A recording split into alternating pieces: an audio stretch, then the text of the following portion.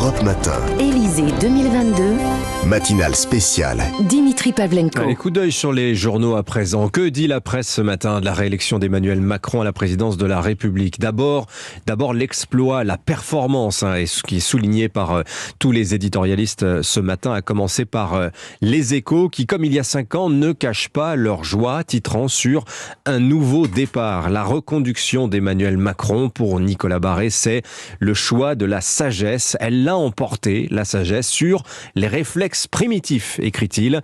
Et c'est en soi un immense soulagement, poursuit-il, car nous marchions près de l'abîme, dramatise Nicolas Barré. Soulagé également, semble-t-il, le Parisien. Macron promet 5 ans de mieux, titre le journal qui le constate réélu, mais déjà sous pression.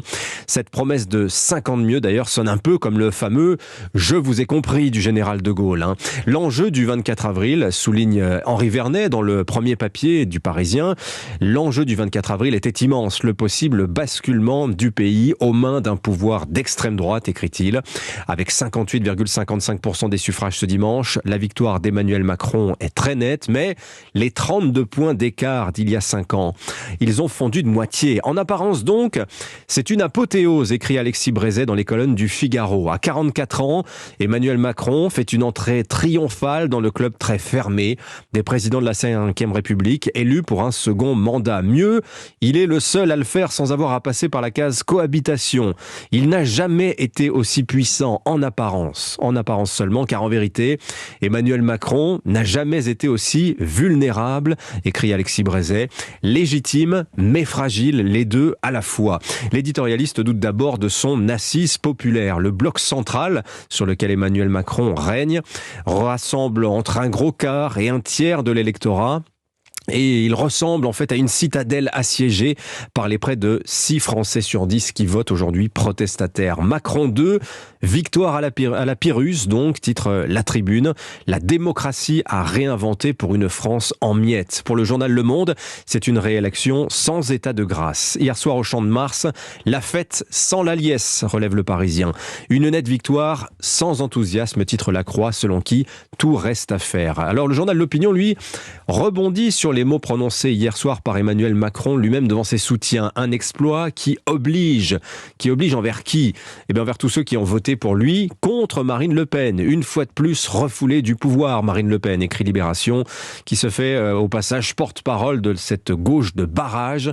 Merci qui? Demande le journal, qui souligne une victoire sans la gloire pour Emmanuel Macron. Macron paradoxal, c'est tout lui. Vous lirez ainsi le très beau papier d'Arthur Berda et François-Xavier Bourmeau dans le Figaro toujours. Portrait de celui qui fut élu par effraction en 2017, réélu par résignation en 2022.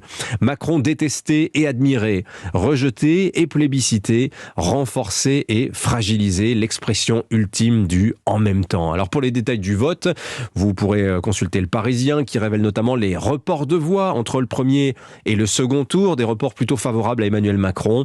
Sociologiquement, sans surprise, le président réélu surperforme chez les seniors et les plus diplômés quand les classes populaires optent pour Marine Le Pen. Bon, et maintenant, dans l'ordre, d'abord le casse-tête du nouveau gouvernement qui, pour succéder à Jean Castex, pressentit lui pour un grand ministère. Alors le Parisien publie 3 photos. Elisabeth Borne, Richard Ferrand, Julien Denormandie, qui passe pour le chouchou, semble-t-il. D'autres noms circulent, celui de Christine Lagarde, notamment la présidente de la BCE. Les ambitions s'éveillent. Macron, lui, s'en fout, ou presque, confie l'Express, qui livre la fiche de poste du Premier ministre. Ouvrez les guillemets. Il faut quelqu'un d'un peu différent du président, qui n'incarne pas cette forme de réussite insolente que les gens détestent. Macron ne veut pas avoir à négocier avec le chef de gouvernement, explique l'Express, qui exhume au passage un bon mot de Jean-Pierre Raffarin.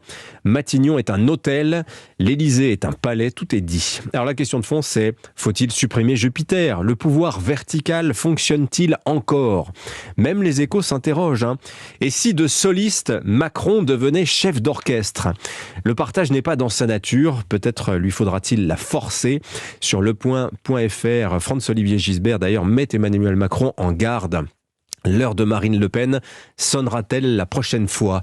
à l'usure. Le temps passe vite, on est déjà dans le 3e tour, écrit Jean-Michel Salvatore dans Le Parisien, celui des législatives de mi-juin. D'une élection, l'autre, ça laisse peu de temps pour digérer. Le mot de la fin à Cécile Cornudet des Échos.